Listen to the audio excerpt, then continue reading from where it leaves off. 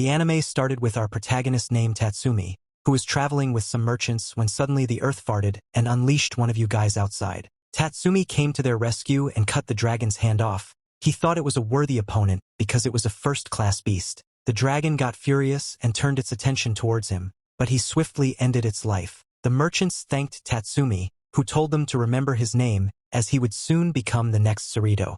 He talks about every country boy's dream of coming to the city to become the next Elon Musk. Yet the merchants advised him to be careful. The capital had monsters worse than our viewers, and by monsters they meant the people worse than Discord mods. People were monsters at heart, but it was too late to turn back now. He decided to make it work in the city and save his poor village. He enters the city and is taken aback by the beauty. He goes straight to the barracks and fills out the form of application. However, they revealed that he had no swag. Tatsumi felt offended and he knew he had dogged him to start as a commanding officer. The manager got mad and kicked him out. He explained that the city was going through a recession and they aren't got no time for broke otakus like him. Tatsumi thought about being a little girl and making a scene what he might get taken to Epstein's Island instead. While he was thinking, a girl with massive double-barreled honkers came to him and mentioned there was a quicker way to get government work, but first he would need to pay for her lunch. Tatsumi accepts the deal, but he quickly gets impatient and asks her how. The girl replies he only needs to set up his LinkedIn account and be rich, but since Tatsumi is broke and stupid,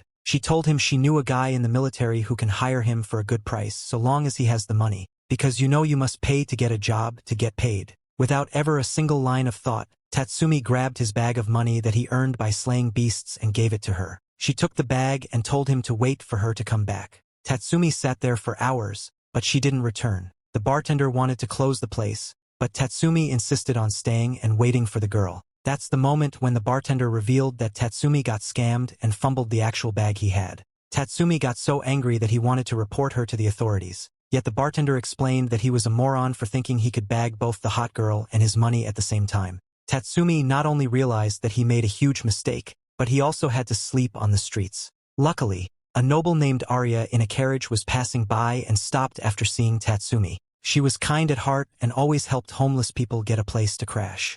Although Tatsumi was suspicious of her, he had no other option as he was broke. She took him to her mansion and introduced him to her family. Tatsumi couldn't believe how big the mansion was, and it was bigger than his entire village. After some basic conversation, Tatsumi revealed that he had come to the capital to work in the army because he wanted to save his poor village. Arya asked if he came alone, to which he explained that he had 2 other companions. He explains they left the village together to make some bank. He knew they were strong because he's the main protagonist and the other 2 are the protagonist's best friends. As they were about to depart, the chief gave Tatsumi a wooden statue to wish them luck. However, the group got separated on the way after being jumped by level 1 bandits. Yet, Tatsumi doesn't feel like he should worry about them because they're strong enough to protect themselves. The head of the family then promised to recommend Tatsumi to his military acquaintance and help him find his friends. Tatsumi happily thanked them and went to sleep. The next day, Arya took Tatsumi with her to the market for shopping. The guard showed him the Imperial Palace in the distance, impressing Tatsumi. The guard explains that's the heart of the capital, where the emperor lives. Yet he also revealed the emperor was a young kid who was being controlled by the prime minister. This manipulation resulted in the country slowly deteriorating. At that moment, Tatsumi realized the prime minister was with the IRS and the reason why his village is so poor from paying high taxes. The guard then showed him the posters of wanted criminals called the Night Raid. They were a group of 6 assassins that had been terrorizing the imperial capital. At night, in his bedroom he feels a murderous intent and gets up thinking they could be attacked by Night Raid. He looked out the window and saw the 5 people outside, confirming his suspicion. He gets enraged to see the assassins attacking the family who just helped him and decides to step protect. He pays close attention to the Night Raid members and tries to find their weaknesses. He first notices Akame, who quickly eliminates the guards with 1 strike of her sword. He also notices a guy in huge armor. Seeing that they don't have any weaknesses at all, Tatsumi runs to protect Arya while the girl who scammed him kills the head of the family while promising to also kill his daughter. Tatsumi runs into the woods and comes across a guard taking Arya to safety. The guard explained he already called the authorities and they should go inside the warehouse until they arrived. However, Akame arrives and kills the guard before they manage to get inside. She then tries to target Arya, but Tatsumi steps forward to protect her. Akame orders him to move away because he is not her target. However, she will low-diff him if he tries to get in her way. Despite the warning, Tatsumi felt like he should protect Arya. He knows he's no match for Akame but still tries to fight her off. Still, she easily stabs him in the chest. He thought it was Joe Ever, but he was saved by the lucky charm given by his village chief. Yet, Akame was tired of playing this game and decided to slice his neck. Tatsumi is saved by Leone, the girl who scammed. She tells Akame that she owes Tatsumi a favor from earlier and decides to show Tatsumi the dark side of the Imperial capital. She opened the warehouse doors and Tatsumi was shocked to find Arya had realistic Halloween costumes. Leone explained that Arya and her family lured people from the countryside to their house. They tricked them by using sweet words and then treated them as playthings and tortured them to death. Among the bodies, Tatsumi is shocked the most by seeing the one in front of him. He slowly walks toward her and asks if she is really Sale. His friend who came with him, Arya tries to sneak away, but Leon grabs her by the head. Tatsumi asks if what Leone just said is really true and she confirms. Tatsumi remains silent when he suddenly heard a voice asking if he was really Tatsumi. Upon looking to the side, Tatsumi was shocked to see his friend Yasu in jail. Yasu explains that this is all Arya's doing. She invited him and Seo to her home and put fentanyl in their food. When they woke up, they were already inside this warehouse. He lets his cries out, revealing that Arya tortured Seo to death. Yet Arya still thought she hadn't done anything wrong. She erupted and spilled that she was entitled to do anything she wanted to the worthless people from the country. Basically, she just hates poor people. Leone told Akame to eliminate the last member of the family of sadists, but Tatsumi told them to wait. They think he's still going to defend Arya despite the truth, but Tatsumi simply kills her himself. Leone thinks it's impressive that despite Tatsumi's ranging emotions, he kept his calm and killed her without hesitation. Yasu was glad Tatsumi was able to take revenge, but starts coughing blood. Tatsumi tries to help his friend, but Akame reveals he's suffering from the last stage of ligma. She reveals there's no cure for ligma and Yasu is in his final moments. With his final words, Yasu reveals that Seo that he knows where the One Piece is, and then he dies. After those words, Yasu dies for plot reasons, making Tatsumi question what's wrong with the city. Since their mission is done, Akame starts walking away, but Leone wants to bring Tatsumi with them because she believes he has the courage and skill to help them. She starts dragging him. Despite his complaints about wanting to say to give his friends a proper burial, Leone told him to calm down because she would bring their bodies to their hideout. She then introduced him to the other members as the new member of Night Raid. Leone asked Bullet to take care of him. The next day, Leone asked if Tatsumi had decided whether to join them or not. She believed in his talent, but he still wasn't sure about becoming a criminal. She then showed him around their base camp and introduced the other members properly. The first was Bullet, who looks like he's a stand user with Jace's haircut. Tatsumi was confused because he hadn't seen him last night, but Bullet revealed he was the guy in armor. During dinner, Akame also asked if Tatsumi decided to join. Despite spending the whole day with them, he still didn't make his decision. Later, Tatsumi meets Night Raid's leader Najenda, who asks the same question.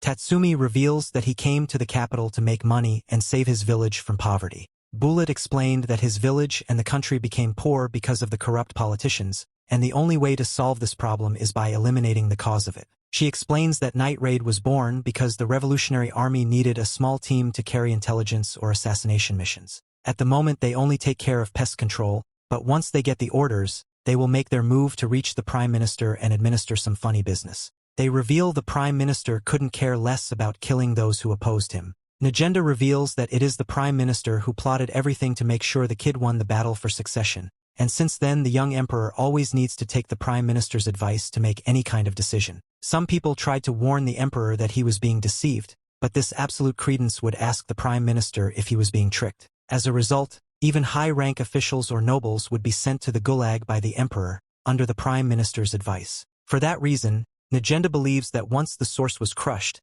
the nation would be born, and she invites him again to join the Night Raid, but Tatsumi has one last out. He wants to know if that new nation will treat its citizens well. Najenda confirms and Tatsumi realizes that their job is to find the bad guys and take out the trash. In short, he thinks they're playing Assassin's Creed, who fights for justice. Everyone laughs at him, but he makes the decision to join the group. Tatsumi went to investigate the capital the next day with Mine, and noticed how unhappy the people were. He asked Mine why many people were suffering, and she told him the people were living through a recession in an empire ruled by fear. Only one social segment was doing well while the others lived in slums. Tatsumi then heard a commotion nearby and asked Mine what it was about. She told him it was a public execution, which was a common thing here. What Tatsumi saw shocked him to his core. It was a terrible sight of numerous executions altogether. Later, Tatsumi was given his first mission to become an official member of the night raid. He had to eliminate Ogre, a member of the Imperial Police. According to their investigation,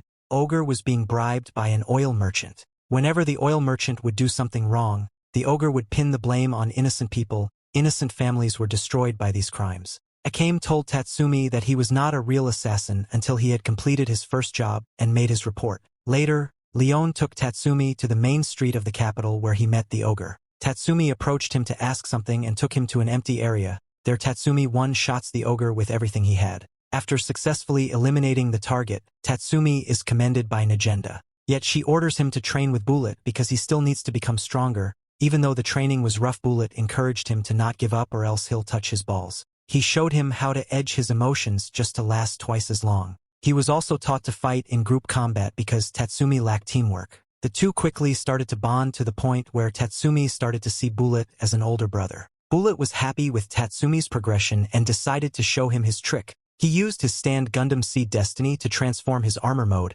Bullet's Imperial relic made Tatsumi curious, and he decided to ask the group if there were more. The group confirms and reveals that 1,000 years ago the founding emperor wanted to find a way to protect his empire forever. After thinking about multiple options, the emperor realized that his best answer would be weapons and armor that could be passed down to people with glasses. Therefore, he ordered his soldiers to collect materials from legendary beasts and rare metals like Orachackle. And with these materials they managed to create 48 unique pieces of equipment that could never be reproduced again. Every single relic was powerful, but some could rival the strength of 1,000 men. However, there was a civil war 500 years ago. As a result, half of the relics lost and ended up dispersed all over the world. They revealed that Akame's sword, Murasame, is one of those relics. When the sword starts a person's skin, it injects the deadly poison into the wounds. Leon also has the beast ruler called Lionel. It's a belt-shaped relic that transforms her into Mr. Beast, who only punches people. As a result of her physical abilities and senses are increased.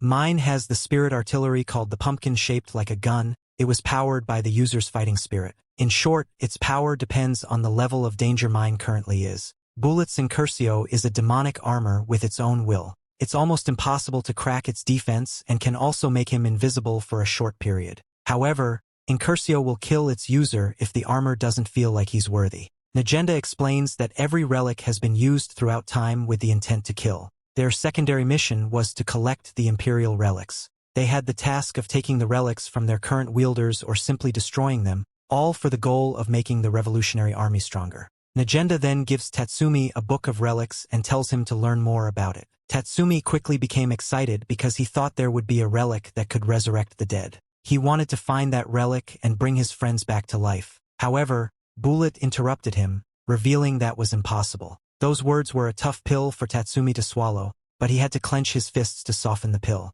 Later at night, Tatsumi sat alone outside to clear his head. He thought about how his life turned out after leaving the village. When she appeared, he opened up to her, explaining that he really hoped there was a relic that could bring his friends back to life. Yet he still couldn't believe this was really a goodbye. Tears start to run down his face and she'll hug him. She tells him to cry harder because what happens next will shock him. Those words made him laugh because he never expected a superior to be gentle with subordinate. Yet he remembers that she's the normal member of the squad, and also the kindest. Then a few days later, Mine tells everyone that she'll died in a battle. Tatsumi remembers their conversation a few nights ago and asks Mine, who witnessed everything, who killed Shield. He wants to rush to the capital and avenge the only person who comforted him when he needed to, but Negenda stops him. She thinks that rushing into the capital without a plan will only make him join Shield and his friends. Tatsumi refused to hear common sense because he was blinded by revenge. This forces Bullet to knock some sense back into his face,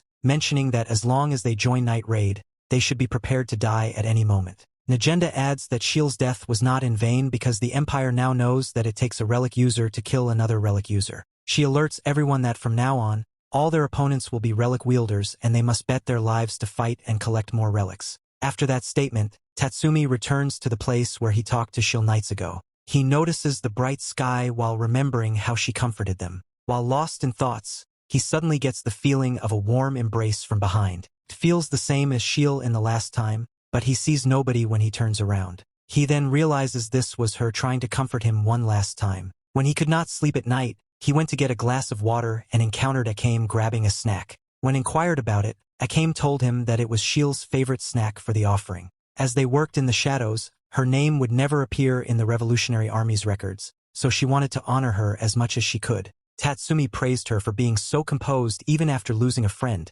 Akame got mad and grabbed his collar. She could never get used to the pain of losing a close friend, even if she saw many lives fall before her. She could not let her emotions interfere with the mission, which is why she acted as if she was fine. Tatsumi had never seen Akame so shaken up before. He figured being miserable would not bring her back, so he had to face forward like a man. He punched himself and refocused on the mission at hand. He had to earn money for his village until the revolution. He then promised Akame to never die and vowed never to make her grieve, which is a big mistake and you'll see why. The next day, Tatsumi trained hard with Akame. He told her to treat this as a real battle, even though she wanted him to take a break. Bullet came and punched him and advised him to always be mindful of the surroundings. Bullet asked why he was so pumped up today, and Tatsumi told him he wanted to get stronger. He promised Akame and he intended to fulfill it. Bullet was happy about this change and wanted to train Tatsumi himself. The next mission was to target 2 officials. Akame and Lubbock prepared and Bullet and Tatsumi together to guard the targets.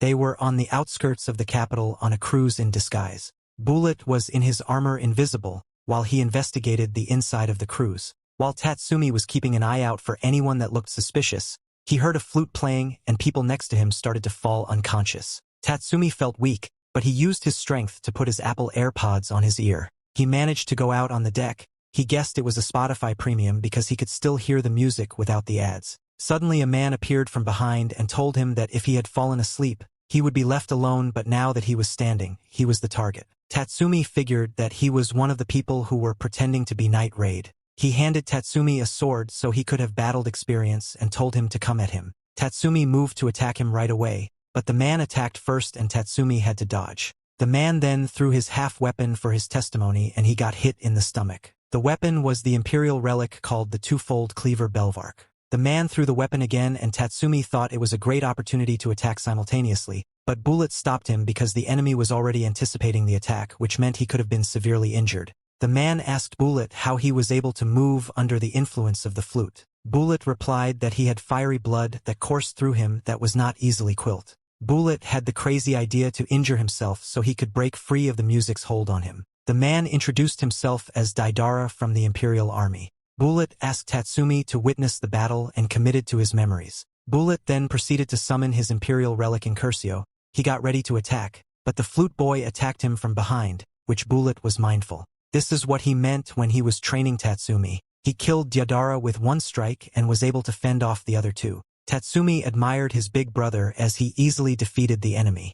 Bullet told him that when he was in the army he was known as the 100-man slayer. One of the other men got up and Bullet was caught off guard because it was General Liver. The general had an Imperial relic, Black Marlin, which allowed him to control the water. It was created from an organ of a water beast. The wielder was allowed to freely manipulate any liquid within range. It was unfortunate for Bullet to encounter him in such a location with only a water body surrounding them. The general and Bullet engaged in a battle and were equally matched. Bullet was able to kill any beast that the general summoned. Bullet was getting injured as he was fighting back, but the general had another trick up his sleeve. His greatest technique is Water Dragon's Divine Conquest. Bullet was reaching his limits as the general continued to attack. Finally, Incursio was deactivated because it had taken enough damage. Bullet started to smile because Liver thought he had won, but he was bleeding from his ears. All his techniques had torn his body apart from the inside. This meant Bullet was able to successfully defeat him as well. Not being able to accept defeat, the general then took out his liquid fentanyl from his coat and injected himself with it. He had taken the liberty of boosting his strength because he needed every advantage to win against Bullet. They both charged towards each other and their swords clashed. The amount of power that radiated shocked Tatsumi. Despite their injuries, they both were still going. Bullet mustered all his power and broke the general's sword. It seemed like Bullet had won, but the general used his hidden ability to Blades of Blood. The general's blood turned into sharp blades and attacked Bullet. He tries to defend and block, but many of the blades pierced his body. Bullet figured that the vial was not just a strength booster but also a deadly poison. The general before dying told Bullet there was no cure for the poison and that he would see him on the other side. Bullet started to feel weak, but the battle was not done. The third member of the 3 beasts still standing, he came up to them saying the Blades of Blood were not the only trump card. The real trump card was Niao and his hidden ability called the Fierce Deity Rising. His relic scream was not just for manipulating others,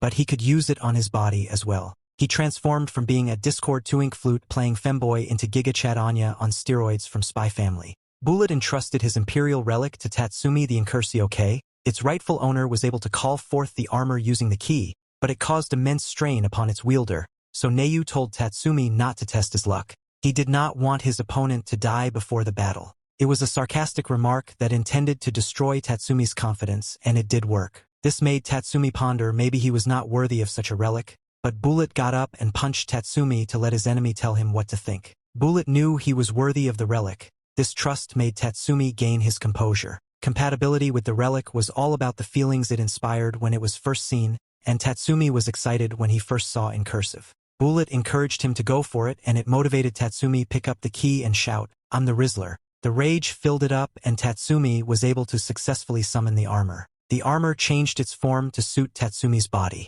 Neyu was terrified of the raw form of the armor, which is El Diablo Chupacabra. Incursio was created by purifying raw materials taken from the Tyrus, a dragon beast with a life force stronger than any other. Even after being formed into a relic, the dragon's flesh was still alive. That sometimes burning passion caused Incursio to evolve. Tatsumi was able to feel the armor's power flowing through him, and he challenged Neyu. They both charged toward each other, and with a single punch, Tatsumi ended Nain's life. Tatsumi have proved to be worthy. Bullet was happy and contended Tatsumi was so strong and knew that one day he would surpass him as well. As Bullet took his last breath, he promised to watch over him. Tatsumi saw him lose consciousness and ran over to him, but he had passed away. Tatsumi could not believe he had died. He screamed and cried loudly for his brother. It was for Bullet that he wanted. Najenda was leaving for the Revolutionary Army headquarters to deliver the relics they had acquired from the 3 servants of his death, and another reason was to request reinforcements. She hoped they would have talented individuals at their disposal. Tatsumi was sorry for causing her so much trouble, but she assured him that it was because of him they acquired some army relics. Although the Empire looked peerless, their army had taken a severe blow. Tatsumi's efforts would significantly mitigate the risk that they would face during the revolution. He saved the passengers of the crews and thousands of soldiers who would have died fighting the 3. Najenda appreciated his efforts and his hard work. Leone did not want to inflate his ego, so she never told Tatsumi what Bullet said about him. Bullet believed that Tatsumi was green when he came, but as long as he trained rigorously, he has the potential even to surpass Bullet. Najenda told him to be proud and keep on surviving before departing. After she returned from the headquarters, she introduced the new member of the Night Raid. Susanoo was a lightning speed warrior. He was an autonomous living relic, so he was easy to handle. Susanoo oversaw Tatsumi's training while he trained near a waterfall and crushed any boulder that came in contact with it. Susanoo advised him not to apply his full strength blindly, but to find a weakness. If Tatsumi was able to discover that weakness, it would benefit him greatly. A few days later, Tatsumi met up with Lubbock and they went to a secret base in the capital to discuss their plan. They thought it was time for the Revolutionary Army to rise. The corrupt government had already pushed the citizens close to the breaking point to deliver the final blow. The Revolutionary Army would launch a rebellion from the south. The rebellion would advance towards the capital and overthrow the government. The Empire underestimated the Revolutionary Army, but once they advanced towards the surprised capital, the fortifications would surrender. The capital then would surely send in their trump card commander-in-chief Budo. This would mean the palace's security would be greatly compromised at the given opportunity. The night raid would assassinate the prime minister. The first task was to infiltrate the castle wearing Saint Laurent hoodies. Tatsumi was cleverly able to take advantage of the commotion and sneak inside. Lubbock and Tatsumi were ready to deal with any situation that may come their way, but they wanted to minimize as many civilian casualties as possible. It would have been better to get rid of the prime minister sooner. As they walked together, Lubbock asked about his plans after the revolution. Tatsumi had never given it any thought, so he asked Lubbock about it. Lubbock wanted to continue to run his bookstore in peace and turn it into a franchise, which was yet another big mistake. Once successful, he wanted to propose to Najenda. Tatsumi was happy for him. Lubbock then started to tease Tatsumi with mine. He noticed how things had changed between them over time, but Tatsumi denied such allegations. Their talk was interrupted by a member of the resistance. She led them inside the palace. Her father was in charge of the emperor's education, but her parents were framed by the prime minister and arrested. Other members of the bureaucracy were covertly in contact with the Revolutionary Army. It was Tatsumi and Lubbock's role to work with them and support the invasion from within Tatsumi because he was able to become invisible and Lubbock with his espionage expertise. As they reached a door that would directly lead them inside, something was wrong. Normally someone would confirm from the other side by knocking, but there was blood seeping from underneath the door. Lubbock asked them to step back. As he peeked inside he saw a bloodbath. It meant they were ratted out. The bodies started to inflate from diarrhea and caused a huge stinky explosion. The three of them were able to get away, but were surrounded by the private army. Sayura, who was the son of the prime minister, took care of the resistance members. He knew about the night raid and their plan and wanted to be entertained by them. Sayura was able to recognize Tatsumi from a mission before where he was responsible for releasing danger beasts. This infuriated Tatsumi, who charged towards him, but there was a sudden lightning and a huge man landed in front of them. It was Budo, the commander-in-chief. Tatsumi could feel the pressure from this giant. Budo informed Tatsumi that he had wronged the empire with his treasonous axe and was condemned to die by his imperial relic, the thunder god's rage. A dream lunch. Budo punched Tatsumi in the chest, and he flew far away, but he used his sword to lower the impact. Even though Tatsumi barely escaped the attack that could have been fatal, he summoned his relic Incursio. Sensing the danger, Lubbock tried to interfere and stop the fight, but Sayura blocked him. He was going to be his opponent. Lubbock was engaged in a tough fight and he used his cross-tail to attack and defend himself. Sayura's imperial relic Shambhala was able to teleport him or anyone he wanted as long as he had marked the location. First, Lubbock knew he was in deep as it was a powerful relic that controlled space and time. It was exhausting use again and again, so Sayura injected himself with the same serum as General Liver to boost his strength. Now he was able to teleport as much as he wanted and had made a lot of markings all over the palace. Lubbock tried to run away, but there was no point as Sayura was able to reach him in no time. Lubbock had an idea to jump into the sky as there were no markings there, but Sayura reached him there as well in an instant. There was nowhere for Lubbock to go. Meanwhile, Tatsumi and Budo were engaged in a fierce battle. Tatsumi realized that even though Budo was strong, his attacks left openings. He decided to dodge his attacks and find out a weakness. Budo then asked his name because he was honest and had not faltered once in his swordsmanship. A lot of discipline was needed to become this skilled, but he wanted to deliver justice to those who had wronged the empire and the emperor. He commanded a powerful lightning which consumed Tatsumi. Lubbock was held by the member of the resistance group who was leading them inside, but Sayura killed her without any hesitation because she interfered. He called her a toy that butted in their fight. This enraged Lubbock as she was not a toy but a human being. But for Sayura, everyone in the capital was a toy and his was to surpass his father and take over the throne. Lubbock had completely changed his demeanor after hearing him treat people like trash. He told him it was over for him as within a single movement he sliced off Sayura's hand. Sayura was left utterly shocked and the guards came running for him. Lubbock took his hand in which he held his relic and stopped everyone or he would cut off more parts of him. Lubbock spread his wires all over the area while he was pretending to run away from Sayura. He figured out most of the mark's location when Sayura was busy showing off, but before he could ask questions, the same girl from before got up and stabbed Lubbock in the back. She asked Sayura to let her parents go, but Sayura revealed while laughing manically that they were killed a long time ago. Lubbock fell on the ground as Sayura was able to pick up his relic again. He then showed his domain expansion as he transported Lubbock into the space from where no one ever returned, but Lubbock was not going to go out so easily. He had used his wires to hold on to Sayura's arm while he was transported in space. He then proceeded to pull Sayura with him into space. He could not stand someone ruling the world where people were treated like toys. Sayura wanted to rule the world and did not want to die, but Lubbock had to take him down. Before Sayura could react, Lubbock used a spear to pierce his body. Lubbock pulled the strings and killed him. As they both fell from the sky, Lubbock looked at his relic for the last time. He remembered all their good times together. His last words were sorry to Nagenda and leaving the rest to Tatsumi. He fell on the spikes in front of Tatsumi, who was tied down by Budo and his men. He could not believe his eyes as he saw Lubbock's lifeless body and screamed. Tatsumi was arrested. They planned to use him as an example for those opposing the empire. People started to gather in the city center as they saw the public execution poster of Tatsumi. Among the spectators were Nagenda and Mine, and they were rightfully upset to see their team member like that. The whole crowd gathered at the arena where the emperor gave a speech about rebels trying to take down the empire. The emperor told the citizens not to lend their ears to such rabble-raising nonsense. To showcase their strength and power, they were going to publicly execute a member of the insurgents' night raid, and on a cross came Tatsumi, all tied up. The emperor blamed all the capital's chaos on these conspirators and deceived innocent citizens. But Tatsumi, despite being on a precipice of death, had his eyes full of hope and rage. The citizens roared as the emperor promised the empire's invincibility his death. One of the empire generals moved closer to Tatsumi to shred his clothes off. She pointed the sword's edge next to his neck when a bullet interrupted her.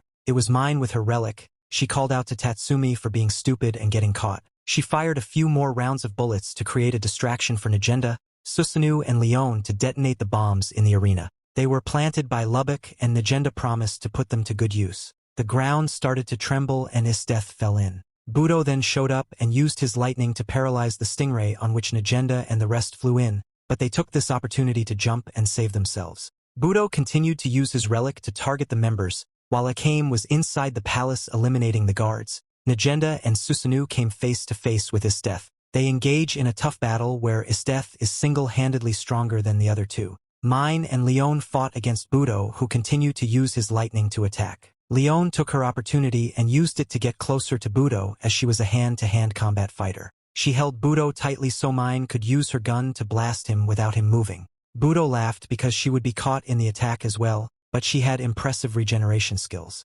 Mine believed in Leon and with full force blasted at Budo, but he used his defensive system to block. He was standing with no injuries while Leon was paralyzed from the shock. Although impressed by their capabilities, he was sad that they had chosen the wrong path. Frustrated, Mine said she would follow her own path whether it was wrong or not. Budo blasted her with his lightning and injured her, but Mine told him whenever she was in trouble, her relic would become stronger. She deliberately put herself in harm's way, so her attacks would match that of Budo, but it was still not enough to defeat the giant of a man. Akame eliminated the guards easily so she could retrieve Incursio for Tatsumi. Isdeth used her relic and froze Susanoo in an ice sculpture. Knowing Isdeth was her opponent, Nagenda used her hidden ability, Magatama Manifestation, to transform Susanoo into a killing machine. She told Isdeth the reason they had survived for so long was because they were tough. She told her never to lower her guard, even if her opponent was encased in ice. Susanoo's only goal was to defeat Isdeth, but she was still easily able to dodge his attacks.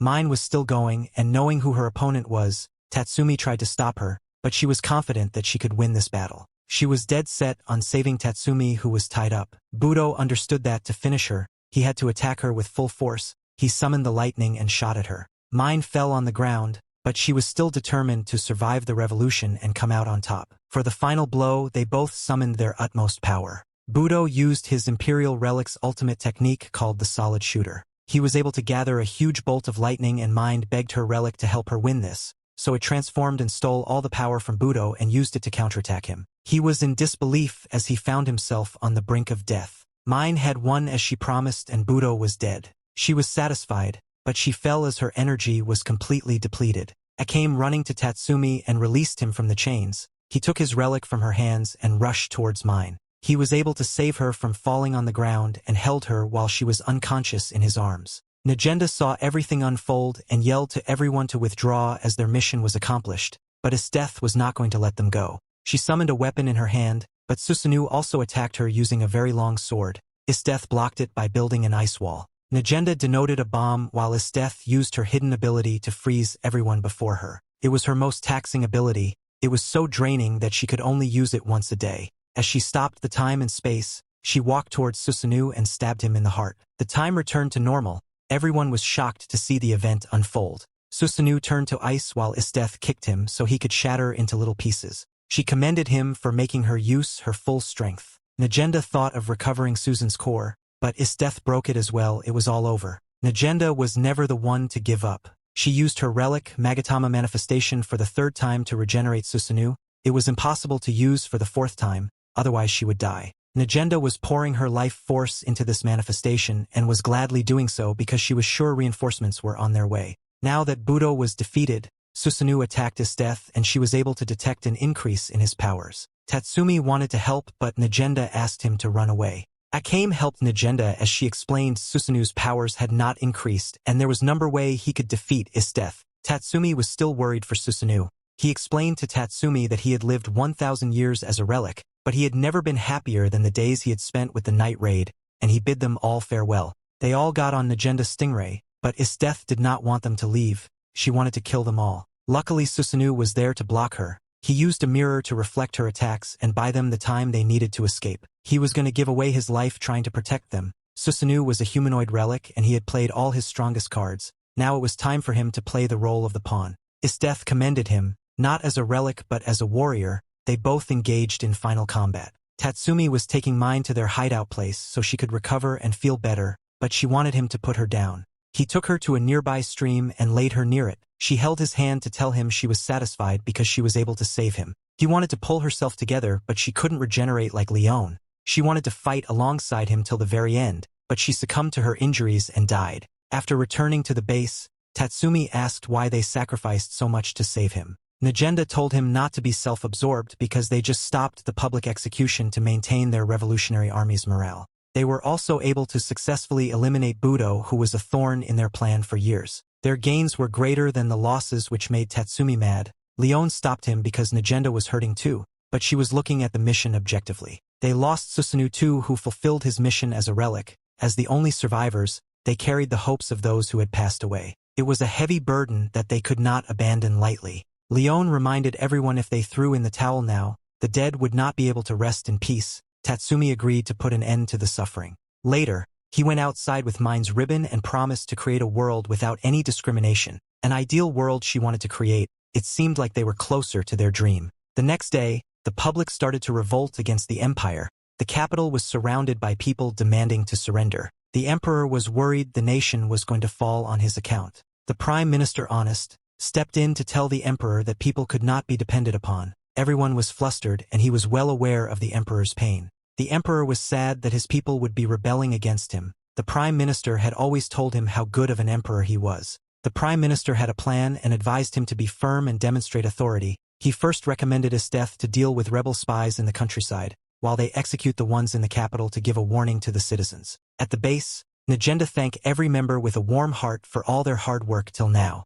Leon asked her not to act like they were never going to meet each other. Negenda told her that it all depended on whenever they wanted to meet again in the future. Leon was confident they were going to be successful. Akame and Tatsumi agreed. Negenda explained their last mission. It was to eradicate corruption at its source and take down Prime Minister Honest. Negenda was going to keep the guards occupied for as long as they could, while Tatsumi had to kill the Prime Minister within that time. They would overthrow the current empire and begin anew where the citizens could live peacefully. This speech stirred the nation's spirits, and they all charged towards the palace gates. Leon, using her physical abilities, broke into the palace, and she was right because the palace security was light. Tatsumi and Akame joined her. The three of them eliminated the guards on their way to the throne room. At the room's entrance, many more guards seemed distressed, so they gave the guards a chance to leave if they were not prepared to die, but they all were determined. Suddenly they were met by one of the Jaegers, who happened to know Tatsumi. It was apparent that he was not going to let them inside the room.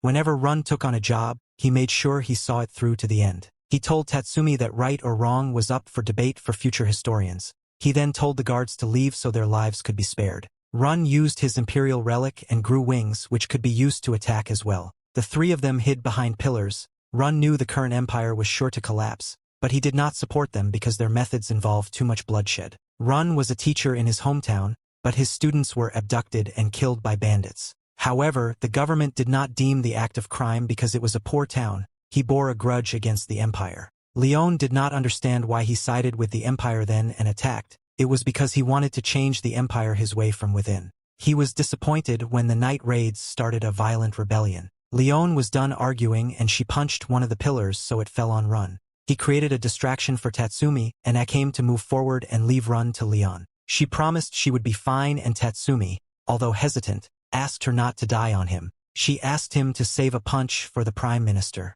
She then grabbed a pillar and charged towards Run, who easily destroyed it. He then used his hidden ability to divine wings. His wings started to shine brightly. He transformed because Leon underestimated his hand-to-hand combat skills. Looking at his transformed form, Leon knew she was in trouble. In the throne room, the emperor was asking the prime minister Honest, how was the battlefront? He revealed that it was unfavorable. The rebels were fighting with passion and idealism while their forces withered before them. The emperor asked if he had let his people down, but the prime minister reassured him that he did his absolute best. The emperor believed that the prime minister was always on his side, so when he suggested that an example should be set of the traitors and blood should be spilled, only then will the rebellion settle down, the emperor agreed. Suddenly Tatsumi crushed the door and emerged with a determined look.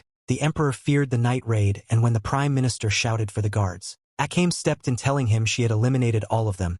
Her next target was Prime Minister Honest. She took her sword out and went to attack him, but was repelled. His ultimate imperial relic had been activated. Akame was surrounded by the guards, and the emperor was mad that they had sparked the rebellion and thrown the nation into chaos. Tatsumi wanted the emperor to come to his senses and see the truth. He reasoned that the empire had been in the grip of tyranny for years, and the weak had been suffering the most. No one would ever come to the rescue of such social classes, and they died while clinging on to that hope. Tatsumi remembered his friends and their last moments, how they must have felt when they suffered at the hands of tyrants. A cruel nation had to change. The prime minister asked the emperor not to be deceived by his words, but Tatsumi revealed to him that it was his words that deceived the young emperor. The prime minister denied such allegations, saying the advice he gave to the emperor was out of love. Tatsumi was done with him and asked him to quit dabbling. The prime minister then asked the emperor to bring down the iron hammer of justice on the rebels. The emperor stood up, declaring the nation as his. He raised his hand and the palace started to tremble, and out came the empire's trump card Shikudazer. Its strength rivals that of God. Its role was to judge those who had betrayed the empire. Tatsumi and Akame could not believe their eyes. Even the citizens who saw this unfold were terrified. It was so huge that it broke the palace walls. That is why it was the legendary imperial relic, and the prime minister had not admitted defeat. The emperor shouted that the empire had stood the test of time by the grace and will of God, and no one could defy God. A laser-like light came out of the eyes of Shikudazer and completely obliterated the town in the distance. Tatsumi saw this and got mad that he just killed hundreds of innocent people. He asked him to stop, but the prime minister was encouraging such acts because it made the emperor look valued. He told him that his parents would be proud if they had not died in an unfortunate accident. Shikudazer could only be used by those of imperial bloodline. This proved that the emperor was the true leader, and here, this pumped the emperor more, and he used the laser again to target a nearby place. The prime minister knew that as long as they had this power, no one would defy this. Once the nation theirs again, the ignorant citizens would rebuild their cities again. Akame was fighting the personal bodyguards of the emperor, and they were powerful, while Tatsumi was standing on top of a nearby building and shouting to put an end to it all. He could not believe how an emperor could treat his capital like it was nothing. The emperor wanted the night raid to reap what they had sold. He targeted Tatsumi and destroyed the building he was on, but he was able to escape the laser. Tatsumi questioned his authority and his treatment of his subjects, but the emperor was not ready to give up his empire. The emperor had shouldered the burden of this nation from the day he was born, and Tatsumi had no idea how hard it must have been. He then punched Tatsumi and he fell on rubble, as Shikudazer was about to use the laser again to target the civilians nearby. Tatsumi ran to their rescue and picked them up before they could be obliterated. Tatsumi then went to the Shikudazer and asked the emperor inside to look around at the havoc he had created and his city burning as the emperor did. He was shocked at what he had done. Within seconds the city was destroyed and people were left homeless and injured. The prime minister urged him not to listen to him, as was swinging him, and continued to pass judgment. He told him to harden his heart or whatever they had done would be for nothing. Although the emperor was shaken up, he listened to the prime minister. Tatsumi flew towards him to stop this mess, but Shikudazer grabbed him in his ginormous hands and threw him on the ground. This impact caused huge destruction. Tatsumi was not going to go down so easily. He marveled at such power and wanted the emperor to use it against real evil. He asked if he was okay with being a puppet of the prime minister. This infuriated the emperor and he stomped on Tatsumi, but he barely escaped the fatal attack. When waved, the soldier of the empire came to the rescue and picked Tatsumi up. He told him that he fought to protect the people and he did not support what the emperor was doing. Wave tried to reason with the emperor to calm himself, but it was a holy war for the emperor and he could not back down. Wave told Tatsumi that it was them both who could stop this and the emperor from destroying more towns. He did not have to ask Tatsumi twice, who was ready to go to any length to defend the innocent. Wave then came face to face with the emperor and told him that he had not joined the rebel forces but was protecting the powerless was his duty. The prime minister was scared for his own life now and tried to escape, thinking it was the wisest decision. As long as he was alive, he could try again and again, but as he sought a safe passage to escape, he came face to face with Leone. She called him the lowest form of life in the world, and she was not going to let him get away. As she moved closer to kill him, he used his imperial relic, a ring, to destroy her imperial relic. He laughed maniacally because he knew she was powerless without her belt. It was vital to keep one's trump card close to one's chest. He told Leone she was utterly shocked as she lost her relic. He then charged her guilty of terrorizing him and took out a gun. This was his way of justice. He sentenced her to die and shot her twice. She started to bleed out without her regenerative abilities, but she was not going to die so easily. She went to him and punched him in the face. He fell crying that it hurt him. He could not believe the amount of strength she possessed. She was tough because she grew up in the slums and knew how to survive in the cruel world. He shot her many more times until his gun had depleted all its bullets. Relic or not relic, her soul was stronger than whatever rotten thing the Prime Minister had. She continued to punch his face until he died. Tatsumi and Wave were trying to break the Shikudazer. All their efforts were in vain, but they were still fighting through. If they gave up, it would all be over. Tatsumi attacked him from below and it caused an electric shock to the Emperor. The Emperor was surprised to feel such an impact. Tatsumi then remembered what Susanoo once told him: no matter how sturdy something may appear, it always had a weakness. He asked Wave to create an opening for him so he could attack it. Wave was able to attack numerously in one place, which cracked the armor. Tatsumi then used it to his advantage and punched it until it broke down. This again electrocuted the Emperor. The relic must be putting great pressure on the Emperor, which meant it was weakest where the load was concentrated. Mad with rage, the Emperor attacked Tatsumi and Wave. The Emperor asked them to give up and stop struggling, but it was Tatsumi. He would never give up. He had faced countless tragedies to get to that point, and he was carrying the dreams and hopes of his fallen comrades. He was not going to let them down. He remembered Bullet's words when he said the road they were taking was paved with tragedy, but they chose to walk it and do the dirty work to bring about a new world. He told him to shout and fill Incursio with his raging spirit. As he shouted, his armor evolved once again. It was way stronger and had wings which helped him fly. The Emperor asked him not to come any closer as he attacked Tatsumi with powerful laser beams. Tatsumi dodged them all and came in contact with Shikudazer. With his full strength, he pushed in on the giant figure. While the Emperor was screaming with pain and rage, so was Tatsumi. Wave, who was on the ground, asked Tatsumi to stop or he would die, but Tatsumi was not going to give up. He had promised to come on top and live. Tatsumi, with one last push, destroyed Shikudazer. He had won and defeated the Emperor, as the figure was going to fall on the innocent civilians who were blocked off. Tatsumi, although he was going to collapse, tried to stop Shikudazer. It was his one last mission. This put a lot of physical strain on Tatsumi because it was no easy feat to stop a huge Imperial relic, and his relic was on the brink of breaking, but he was able to save innocent lives at the cost of his own. He was a hero to countless people as he laid down his life for them. He was bleeding profusely from all his wounds on the body. Akame ran towards him, and while taking his last breaths, he told her that he was going to break his promise. She yelled at him for breaking his promise that he was going to come back alive, but she held him in her arms and Incursio vanished as Tatsumi gave his final breaths. And with that, we have come to the end of this season. Stay tuned for more amazing anime. Don't forget to subscribe to the channel and activate the notification bell to receive all the latest updates.